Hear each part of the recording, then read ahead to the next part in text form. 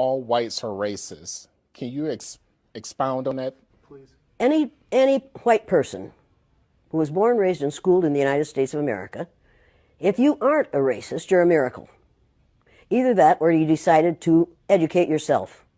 Because education in this country is about white is right, brown's all right, black's got to stand back. Yellow's mellow, but whites, we educate in a way that says that white males have done all the adventures, have made all the adventures, have done all the discovering, have made all, everything that is good and has been accomplished according to social studies, which is actually anti-social studies, by white males. It's a lie. But we do that in order to maintain the myth of white superiority. The myth of race has to be maintained at all costs in this country.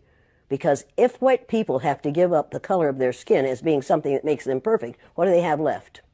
If we start teaching the truth about history, if we start teaching about Nile Valley contributions to civilization, it will totally change the way we conduct ourselves in the classroom. It will have to. Columbus didn't discover America. You can't discover a place where people are already living. But we celebrate that every October.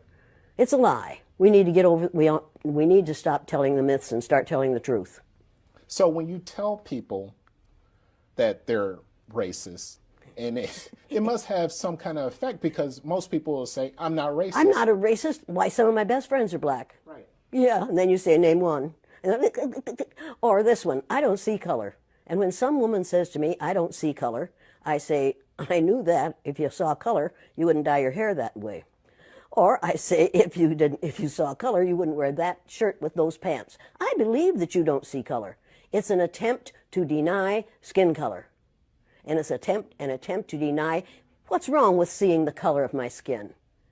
Is it all right for you to see me kind of pink? That's okay for me. I don't mind. And I suspect that you don't mind being seen the color you are. You have a right to be what you are. And until people in this country and people in this world get it into their heads that the first modern human beings that evolved on this earth were black women. They evolved in sub-Saharan Africa about 280,000 years ago, and every human being on the face of the earth today has the memory of those black women's genetic structure in their genes.